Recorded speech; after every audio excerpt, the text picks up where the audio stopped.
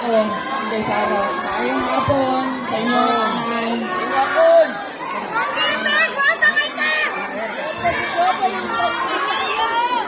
Nahulusa na po ang amuang mga pagpasalamat. Unang-una, ang amuang opisina sa Office of the Vice President. Nagpasalamat mi sa ato ang mga barangay officials, sa ato ang mga barangay functionaries, kaya gitabangan mi nila para makahatag mi og hinabang sa mga naapektuhan sa sunog. Ikaduha, magpasalamat kami sa ato ang CSWDO sa City Hall.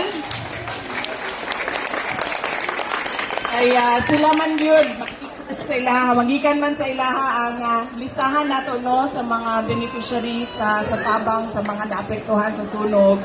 O pasalamat po mi sa PSU, sa PSSO, sa ilahang pagtabang sa mo ang makabisita, makatuyok mi din sa inyo ha.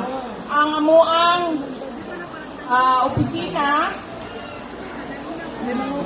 amuang opisina, gamay lang ni kaayo. Mga naalang mi sa 200 plus kabuok na mga personnel na amin napuno ka satellite offices.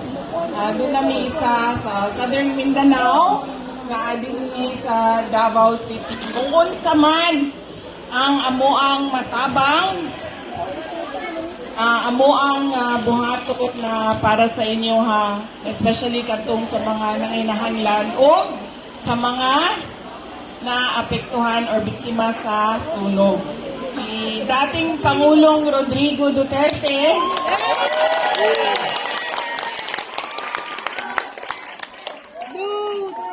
bigi siya og pangamusta sa mga Davaoenyo no, pag magkaistorya mi, mangutana siya, kumusta na ang Davao, kumusta na ang politika sa Davao, kumusta na ang mga Davaoenyo.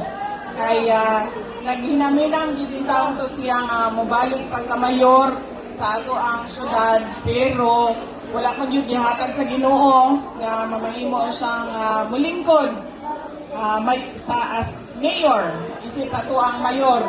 Karon mga tuiga, ampo na lang namo nga basin sa sunod ng mga eleksyon, pwede pa siya makadagan o pwede pa siya mobalik ato ang mobalik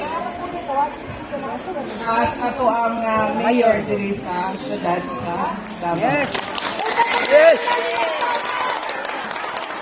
Ganina, gikan ko sa Mati, Davao Oriental, kay dunay namatay dito tungod sa linog. Kadto pong paglinog kagahapon, nakahuna-huna ko sa inyo ha. Kay nahitabo ang sunog ato mga October 2, no? Yes.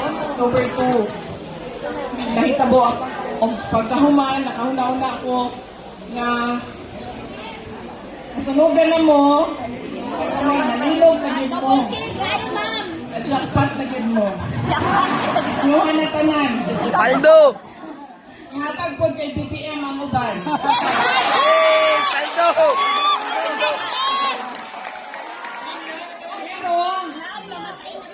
Pero, kadjot lang, magpahinumdum ko. Kay kibalo mo, nagmayor ba ako din sa ato ang syudad sa Davao Kanyanto? Kanya ang sunog din sa Boulevard. Balik-balik po. Pirmi mag-sunog. Kunya, ang hinungdan, una kanang mag-flying, illegal connection, illegal tapping sa kuryente, o na pinakauna.